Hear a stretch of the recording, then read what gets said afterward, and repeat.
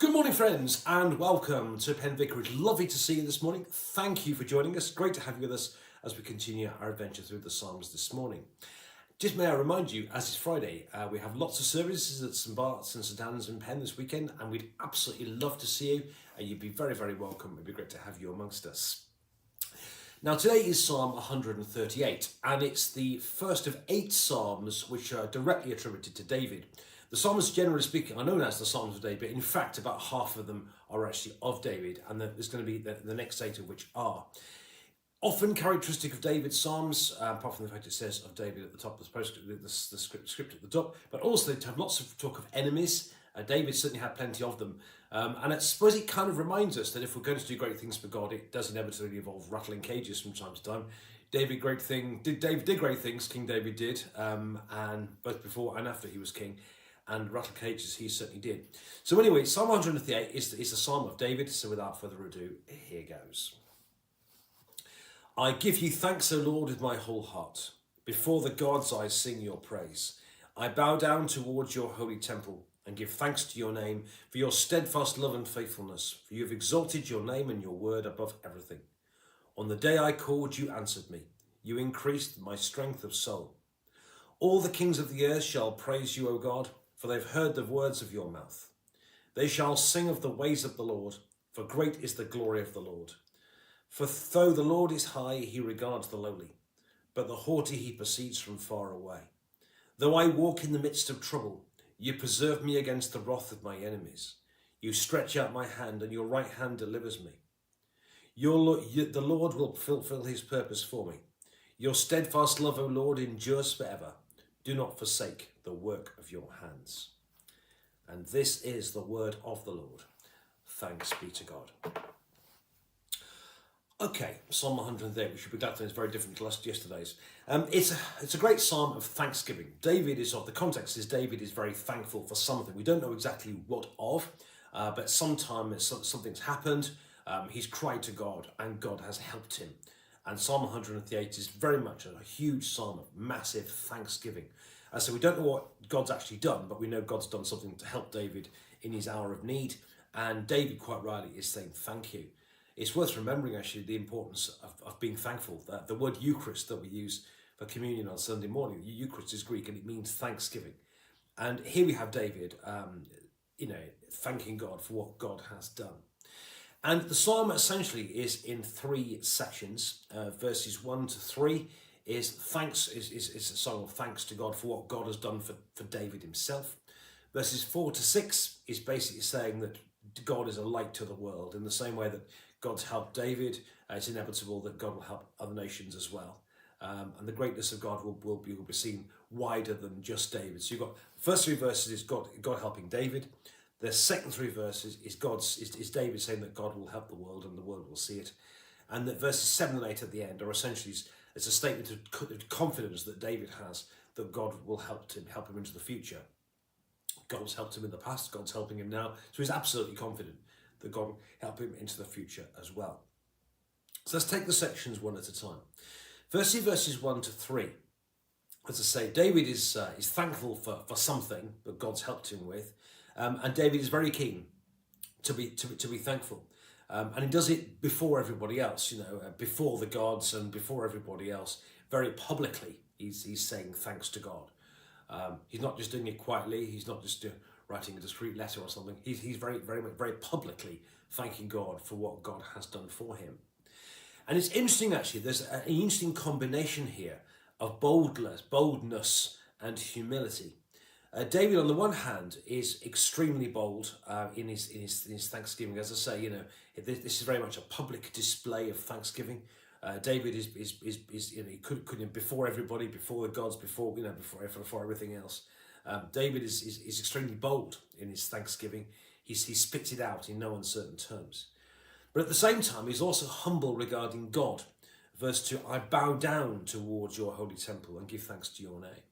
So it's interesting here, he's a combination of, he's boldly thankful, if you like. He's, in front of everybody, in front of other gods, in front of whatever that means, and in front of other people, and in front of the enemies, and whatever it may be.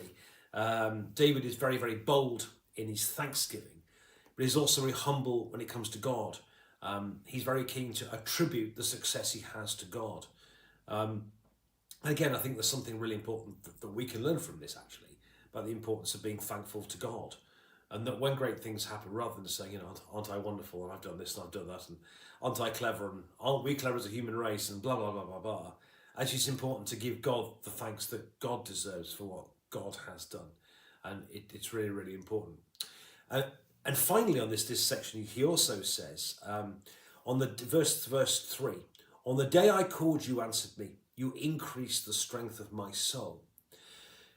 In other words, he acknowledges that through the difficult times, it's actually served to make him stronger. The tough time which David has endured, and seeing God thank him and seeing God help him out of it, has actually strengthened his soul. It's actually made his faith stronger.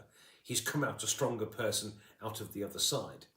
And I suppose it kind of reminds us also that in the Christian life, that inevitably it's a tough life. And inevitably, things don't just all happen smoothly and the way you expect them to or want them to or whatever.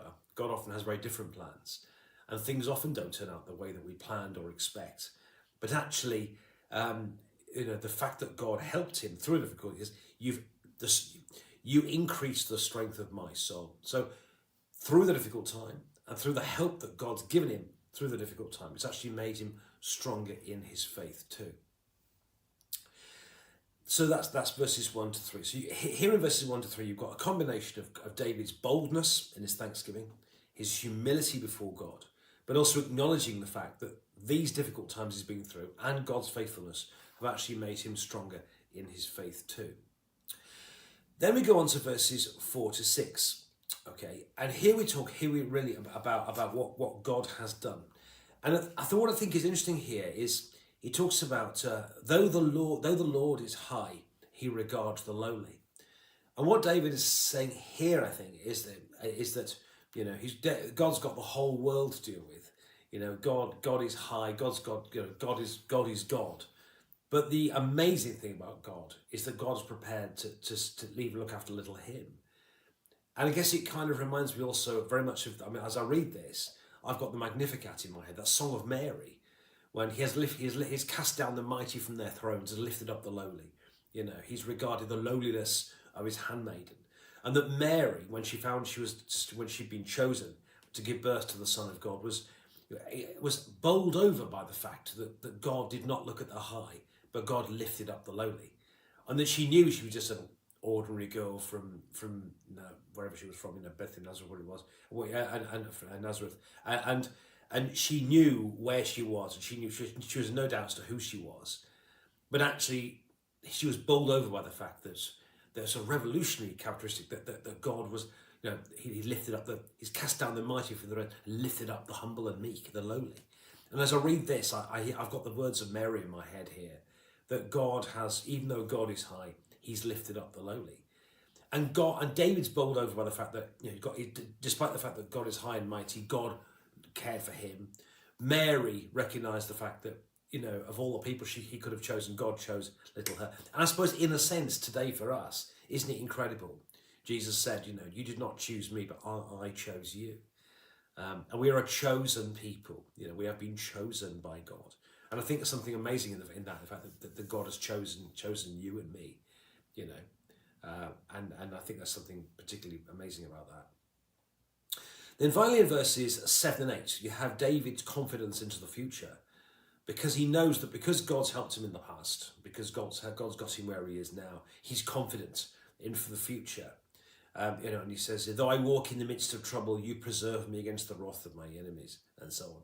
And it reminds me of Psalm 23, though I walk through the valley of the shadow of death, I will fear no evil, for you are with me.